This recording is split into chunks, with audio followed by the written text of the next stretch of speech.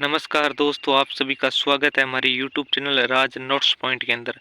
दोस्तों, आज हम बात करेंगे विगत प्रश्न पत्र तृतीय श्रेणी अध्यापक मुख्य परीक्षा 2023 के अंदर जो शिक्षण विधि में किस प्रकार के क्वेश्चन पूछे गए थे उनके बारे में बात करने वाले हैं।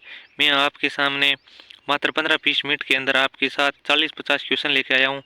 तो कमेंट बॉक्स में अपनी राय ज़रूर दें कि नेक्स्ट वीडियो कौन से PYQ के लेके आने हैं जो आपके लिए बहुत ज़्यादा महत्वपूर्ण है, क्योंकि रीट के अंदर है वो 10 क्वेश्चन पूछे जाते हैं 20 अंकों के, और सेकंड ग्रेड के अंदर भी 20 क्वेश्चन पूछे जाते हैं, मतलब 40 अंकों के। दोनों के लिए ही बहुत ही ज़्यादा ये वीडियो महत्वपूर्ण होने वाला है। आप देख सकते हो कि किस प्रकार के क्वेश्चन शिक्षण वीडियो में पूछे जाते हैं। तो वीडियो को शुरू करते हैं हम आपके साथ, और कमेंट बॉक्स में अपनी राय ज़रूर दें ताकि नेक्स्ट वीडियो किस प्रकार का वीडियो लेके आना है आपके साथ। तो दोस्तों, वीडियो शुरू करते हैं कि इनमें से कौन सा पाठ्य वस्तु का तत्व क्रियात्मक पक्ष के विकास के अंतर्गत आता है। तो दोस्तों, इसमें से एक ऐसा तत्व है जो क्रियात्मक पक्ष के अंतर्गत आता है, मतलब निम्न में से कौन सा पाठ्य वस्तु का तत्व है क्रियात्मक पक्ष के विकास के अंतर्गत आता है। तो दोस्तों, इसके अंदर आता है भाषा का शिक्षण। भाषा जैसे बोलते हैं, मतलब क्रियात्मक, मतलब जैसे चलने वाली फिरने वाली कोई भी चीज़ है वो क्रियात्मक पक्ष के अंदर आती है, जैसे भाषा का शिक्षण। और ये सृजनात्मक, ये मनोवैज्ञानिक हो गया, ये सृजनात्मक इसके अंदर नहीं होगा, क्योंकि यहाँ पर होगा भाषा का शिक्षण। क्वेश्चन नंबर 2 की बात करते हैं कि इनमें से कौन सा समस्या समाधान विधि में एक सोपान के रूप में पाया जाता है। मतलब समस्या समाधान विधि में एक सोपान है, मतलब एक चरण की बात की गई है, मतलब परिचर्चा का आयोजन करना, या परिकल्पनाओं का निर्माण करना, या अनुवर्ती कार्यक्रम या योजना का आयोजन करना। तो दोस्तों, ये तो योजना विधि हो गई, मतलब 4 नंबर तो होगा नहीं, और तो इसके अंदर अनुवर्ती कार्यक्रम भी नहीं होगा, और इसके अंदर होगा परिकल्पनाओं का निर्माण करना। दोस्तों, समस्या समाधान विधि में एक महत्वपूर्ण सोपान ये होता है कि परिकल्पना का निर्माण, मतलब किसी प्रकार की हमें कल्पना करनी पड़ेगी तभी हम किसी प्रकार की समस्या का वो समाधान कर सकते हैं। तो इसका ऑप्शन होगा बी, मतलब परिकल्पनाओं का निर्माण करना। हम किसी भी समस्या का समाधान करने से पहले उसको हम दिमाग में सेट करते हैं, मतलब कुछ परिकल्पना हमारे दिमाग के अंदर आती है। आगे बात करते हैं, शैक्षणिक कार्यों में एक रस्ता को कम करने के लिए मूल्य अवसर प्रदान करते हैं। मतलब शैक्षणिक कार्य में जिसमें एक रास्ता, मतलब समानता का भाव पैदा करने के लिए कौन सा मूल्य अवसर प्रदान, मतलब सौंदर्यात्मक या व्यवसायिक या विषय या मनोरंजनात्मक। तो दोस्तों, इसके अंदर मनोरंजनात्मक होगा, क्योंकि ये क्वेश्चन है थोड़े ऑप्शन सारे नज़दीक नज़दीक देगी, क्योंकि एक सौंदर्यात्मक और मनोरंजनात्मक आपको दोनों ही लग रहे हैं, लेकिन इसका उत्तर होगा मनोरंजनात्मक। तो शिक्षण वीडियो के मैंने सेकंड ग्रेड और थर्ड ग्रेड दोनों के लिए मैंने नोट्स बना रखे हैं। मैं आपके साथ है वो वीडियो यूट्यूब के माध्यम से अपलोड कर दूंगा, अलग से प्लेलिस्ट बना दूंगा, आपको मिल जाएगा। आप सारे शिक्षण वीडियो, मतलब रीड के अंदर आप 20 अंकों के लिए बहुत ही ज़्यादा महत्वपूर्ण होने वाली है, और सेकंड ग्रेड के लिए 40 अंकों के लिए समान रूप से उसी प्रकार आपके लिए उपयोगी होगी। मैं 40 नंबरों की आपके बीच है वो शिक्षण वीडियो लेके आने वाला हूँ। सारा वीडियो है वो आपको निःशुल्क यूट्यूब पर उपलब्ध रहेगा। इनमें से कौन सा परंपरागत उपगम है, मतलब आपको उपगम की बात गई है। परंपरागत उपगम मतलब ये बहुत ही पुराना उपगम है। इनमें से एक उपगम ऐसा है जो पुराना उपगम है, मतलब सदियों से चला आ रहा है, और 3 उपगम ऐसे हैं जो वर्तमान में नए उपगम है, ये समझो आप। तो इसको देख लो, एक अंतर्विषयक है, या बहुविषयक है, या विषयगत है, या विषय है। तो दोस्तों, आप समझ सकते हो, क्योंकि यहाँ पर अंतर्विषय मतलब बहुत सारे विषय, बहुविषय मतलब बहुत सारे विषय हो गए। तो ये विषय है ना, ये वर्तमान में नहीं है, ये प्रचलन इसका बहुत समय से शुरुआत में इसी का प्रचलन हुआ था। तो इसलिए परंपरागत उपगम, विषय को परंपरागत उपगम कहते हैं। राष्ट्रीय स्तर पर दृष्टिबाधित बच्चों के लिए स्पर्श मानचित्र तैयार करने के लिए प्रयास कर रहा है NCERT। तो ये तो आप सभी को पता है, जैसे ऐसे नाम लिख रखे हैं इन्होंने, मतलब पता नहीं चलता है, तो मैंने यहाँ पर आपके लिए अंग्रेजी में लिख दिए ताकि आप समझ जाओ, क्योंकि केंद्र स्तर पर है तो ये तो NCERT होगा, और नहीं तो हमारी RSTR उदयपुर करती है अगर राजस्थान के अंदर होता तो। आगे बात करते हैं, शब्दावली खोज तालिका का मिलान करें। शब्दावली खोज तालिका का मिलान करें। 1 नंबर पे आता है राष्ट्रीय एकता। राष्ट्रीय एकता मतलब भूगोल और इतिहास। अगर राष्ट्र की एकता की बात करें तो कौन से विषय आते हैं, भूगोल और इतिहास। और वहीं पर अगर औद्योगिक क्रांति की बात करें तो उत्तर आता है इतिहास। औद्योगिक क्रांति, क्रांति कहाँ पर होती है, इतिहास के अंदर ही होती है। आगे बात करते हैं औद्योगिक विकास। विकास मतलब अर्थशास्त्र। आप भूगोल को एक बार छोड़ दो, आप अर्थशास्त्र का नाम रखोगे तो आपका क्वेश्चन सही हो जाएगा। मतलब औद्योगिक विकास अर्थशास्त्र, और संविधान, संविधान नागरिक शास्त्र, मतलब नागरिकों के अधिकारों का पालन करने वाला, रक्षा करने वाला। आगे बात करते हैं कि हमारे देश में विद्यालय स्तर पर ज़्यादातर धारणा इस पक्ष में है कि हमें सामाजिक अध्ययन शिक्षण के लिए उपागम को अपनाना चाहिए। उपागम के स्थान पर, मतलब यहाँ पर बात की कौन सा उपागम अपनाना चाहिए, मतलब सामाजिक शिक्षण के लिए हमें एकीकृत, मतलब एकीकृत उपागम को अपनाना चाहिए। क्योंकि विषय उपागम के स्थान पर, मतलब बहुत एक विषय के स्थान की जगह हमें सारे विषय को एक साथ का अपनाना चाहिए। मतलब ऐसा विषय को हमें अपनाना चाहिए, तभी शिक्षण वो बेहतर ढंग से सुचारू रूप से चल सकता है। निम्नलिखित प्रायोजन विधि के चरणों को व्यवस्थित करिए। तो दोस्तों यहाँ पर योजना विधि के उनके चरणों की बात की गई, क्योंकि योजना विधि के चरण है वो आप सभी को पता है, 6 चरण बताए गए हैं। तो यहाँ पर कौन सा चरण पहले आएगा इसकी बात की गई है। तो दोस्तों इसमें 1 नंबर पे आएगा परिस्थिति उत्पन्न करना। हम कोई योजना बनाएंगे कि सबसे पहले उससे हमें परिस्थिति उत्पन्न करनी होगी, उसके बाद में उस परिस्थिति का चयन है उद्देश्य निर्धारण करना होगा। अगर उसका उद्देश्य निर्धारण हो जाता है तो फिर हमें योजना बनानी होगी, और फिर अगर योजना बना ली है तो उस योजना का क्रियान्वयन भी हमें ही करना पड़ेगा, और क्रियान्वयन अगर कर दिया गया है तो उसकी योजना का मूल्यांकन करना पड़ेगा, और मूल्यांकन के बाद में अंतिम है वो योजना का लेखा जोखा होगा। आप ऐसे मत कर देना अंतिम मूल्यांकन नहीं, योजना विधि के अंतर अंतिम को उस योजना को लिखा जाता है, मतलब इसका लेखा जोखा होता है। मूल्यांकन उससे पहले की विधि है, मतलब 5 नंबर पे सोपान आता है ये योजना विधि का। मैंने सारे नोट्स बना रखे एकदम सिस्टम से, और मैं आपके साथ है वो सेंड कर दूंगा। आप नीचे व्हाट्सएप नंबर दिए गए वहाँ पर जाकर आप मैसेज कर सकते हो। आपके लिए बहुत ही ज़्यादा महत्वपूर्ण है ये शिक्षण विधियाँ, आपके सीटेट के अंदर भी बहुत ही ज़्यादा महत्वपूर्ण साबित होने वाली है। दोस्तों आगे बात करते हैं मॉरिसन द्वारा दी गई बौद्ध स्तर की शिक्षण व्यवस्था के 5 सोपानों का सही क्रम। मतलब मॉरिसन ने जो 5 सोपान बताए थे उनका सही क्रम क्या क्या है। तो दोस्तों इसका सही क्रम 1 नंबर होगा अन्वेषण, नंबर 2 होगा प्रस्तुतिकरण। आप 1 नंबर पे प्रस्तुतिकरण मत कर देना, अन्वेषण को ही प्रस्तावना कहते हैं और प्रस्तावना को ही अन्वेषण कहते हैं। मतलब पहले अन्वेषण, उसके बाद प्रस्तुतिकरण, उसके बाद में परिपाक, उसके बाद में व्यवस्था, और अंतिम में होगा इसका वर्णन। मतलब मॉरिसन ने इस प्रकार किया, 1 नंबर पे अन्वेषण, नंबर 2 पे प्रस्तुतिकरण, नंबर 3 पे परिपाक, नंबर 4 पे व्यवस्था, और नंबर 5 पे वर्णन, अंतिम में वर्णन किया गया है। आगे बात करते हैं इनमें से कौन सामाजिक अध्ययन क्लब में आयोजित महत्वपूर्ण गतिविधियों का अभिलेख रखता है। मतलब प्रचार अधिकारी, आप इसका कोषाध्यक्ष मत कर देना, इसका प्रचार अधिकारी होगा। इनमें से कौन सामाजिक अध्ययन क्लब में आयोजित महत्वपूर्ण गतिविधियों का अभिलेख रखता है, मतलब प्रचार अधिकारी। तो आगे बात करते हैं दोस्तों, ये रीट दिनांक 24 जुलाई 2022 को एग्जाम हुआ था, उसके अंदर शिक्षण विधियाँ किस प्रकार पूछी गई थी उनके बारे में बात करते हैं। मतलब निम्न में से कौन सा सामाजिक विज्ञान का लक्ष्य नहीं है। मतलब बौद्धिक व मानसिक विकास, अवकाश के समय का सदुपयोग करना, सामाजिक परिवर्तन लाने में सहायक बनाना, या शिक्षण शिष्टाचार। तो दोस्तों इसमें शिक्षण शिष्टाचार की किसी भी प्रकार की कोई बात नहीं की, मतलब सामाजिक विज्ञान की क्या लक्ष्य है, मतलब लक्ष्य की बात की गई है, तो यहाँ पर शिक्षण शिष्टाचार की किसी भी प्रकार की कोई बात नहीं की गई। इस चीज़ का आपको ध्यान में रखना है। निम्न में से कौन सा सामाजिक विज्ञान का लक्ष्य नहीं है, मतलब शिक्षण शिष्टाचार। आगे बात करते हैं सामाजिक विज्ञान में शिक्षण अधिगम सामग्री का क्या महत्व है। तो दोस्तों इसमें समय और परिश्रम की बचत होती है और विषय वस्तु की स्पष्टता होती है। इसमें दोनों ऑप्शन सही है। सामाजिक विज्ञान में शिक्षण अधिगम सामग्री का क्या महत्व है, मतलब समय और परिश्रम की बचत होती है, विषय वस्तु की स्पष्टता होती है। तो आगे एक क्वेश्चन है वो परिभाषा का आया है, इसके बारे में बात करते हैं। मतलब सामाजिक विज्ञान से तात्पर्य अध्ययन की उन शाखाओं से है जो मानव मात्र को उसके सामाजिक संबंधों के संदर्भ में समझने में सहायता करते हैं। ये परिभाषा किसने दी है। तो दोस्तों ये कोलंबिया एनसाइक्लोपीडिया ने दी है। ये परिभाषा पहले एग्जाम में नहीं पूछी गई थी, पहली बार ये परिभाषा पूछी गई है ऐसी, मतलब कोलंबिया एनसाइक्लोपीडिया। और मैंने नोट्स बनाए उसमें ये सारी परिभाषा वगैरह दी गई, एकदम सिस्टमेटिक ढंग से दी गई। अगर आप एक बार भी पढ़ते हो तो याद हो जाता है। ऐसा नोट्स बनाए हैं मैंने, शायद आपको कोचिंग के अंदर भी ऐसा नोट्स नहीं मिलेगा। मैंने बहुत ही हस्तलिखित नोट्स बनाए हैं अपने हाथों से। तो आप नीचे कमेंट बॉक्स जरूर करें कि हमारा आपको ये कंटेंट कैसा लग रहा है। आगे बात करता है एक अच्छे मूल्यांकन के लिए कौन सा मापदंड सही नहीं है। मतलब वैधता होती है या विश्वसनीयता होती है, या वस्तुनिष्ठता होती है, या व्यक्तिपरकता। दोस्तों मूल्यांकन जब भी होता है तो वो एक व्यक्तिपरक नहीं होता है, मतलब विश्वसनीय होना चाहिए, वैधता होना चाहिए और वस्तुनिष्ठ होना चाहिए, लेकिन व्यक्तिपरक नहीं होता है। इस चीज़ का आपको ध्यान रखना है। मूल्यांकन के 5 मापदंड होते हैं, उनके अंदर व्यक्तिपरकता नहीं है।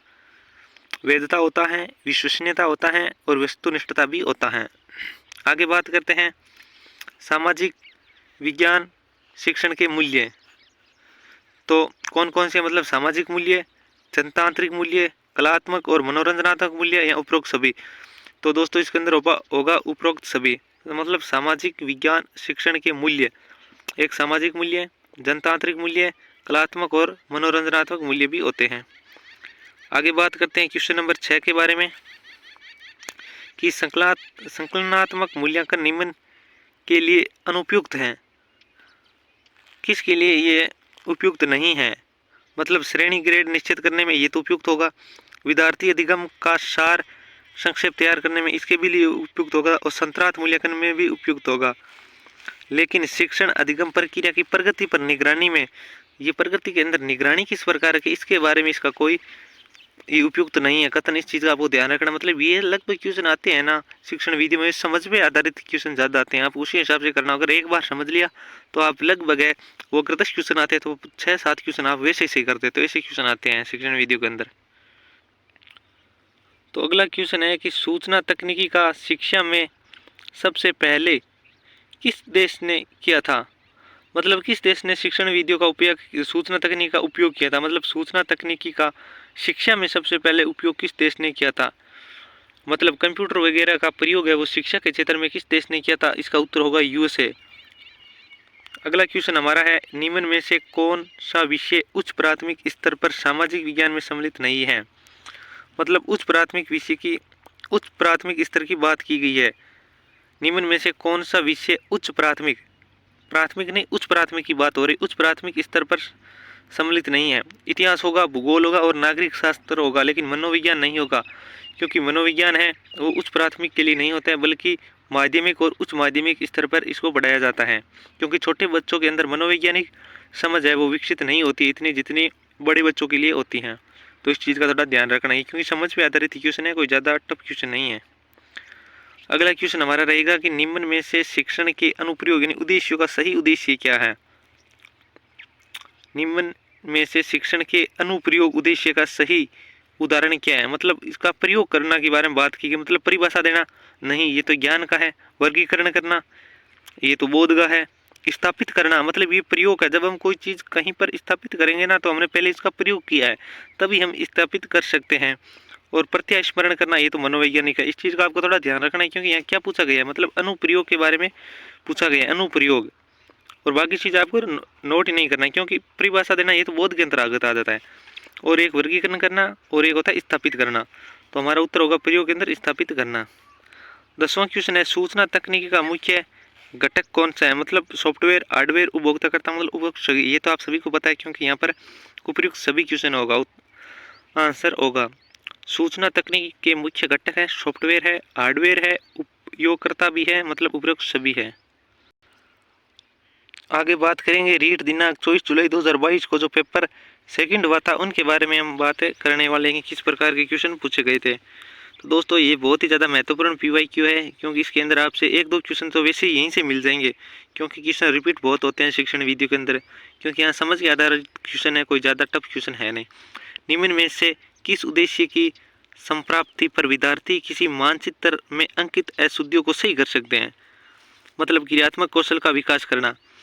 अगर कोई चीज़ बना ली है और अगर उसका पूरा ज्ञान है, मतलब कौशल हमारा विकसित हो गए हैं, तो हम उस चीज़ को कहीं पर भी बना सकते हैं, मतलब अशुद्धियों को हमें छांट सकते हैं। यहाँ पर आप ऐसे मत कर देना ज्ञानार्जन या बोध का विकास नहीं, यहाँ पर क्रियात्मक कौशल का विकास होगा। क्वेश्चन पूछा क्या गया, देखो निम्न में से किस उद्देश्य के संप्राप्त विद्यार्थी में किसी मानचित्र में अंकित अशुद्धियों को सही कर रहा है, मतलब क्रिया कर रहा है, बालक क्रियात्मक कौशल होगा। आगे बात करते हैं, शिक्षा नई पीढ़ी के समाजीकरण के अतिरिक्त कुछ नहीं है, ये कथन किसने कहा था? ये दुर्खिम ने कहा था। तो दोस्तों मैंने नोट्स बनाए, ये सारी परिभाषा उसके अंदर दी गई है एकदम अच्छी तरीके से।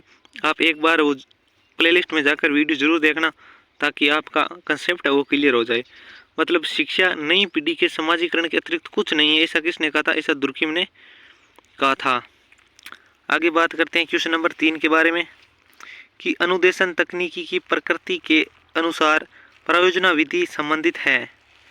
मतलब समूह नियंत्रित अनुदेशन GCI अनुदेशन तकनीकी की प्रकृति के अनुसार परियोजना विधि संबंधित है। समूह नियंत्रित अनुदेशन।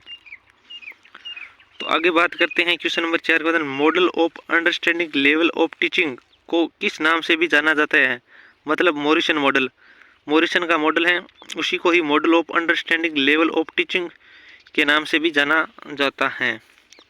क्वेश्चन नंबर 5 के बारे में बात करते हैं कि निम्न में से बेंजामिन ब्लूम मतलब ब्लूम के संज्ञानात्मक पक्ष से संबंधित, मतलब ब्लूम ने जो आपको 5 बताए थे, ज्ञान, बोध, प्रयोग, विश्लेषण, 6 बताए थे, ज्ञान, बोध, प्रयोग, विश्लेषण, संश्लेषण और मूल्यांकन।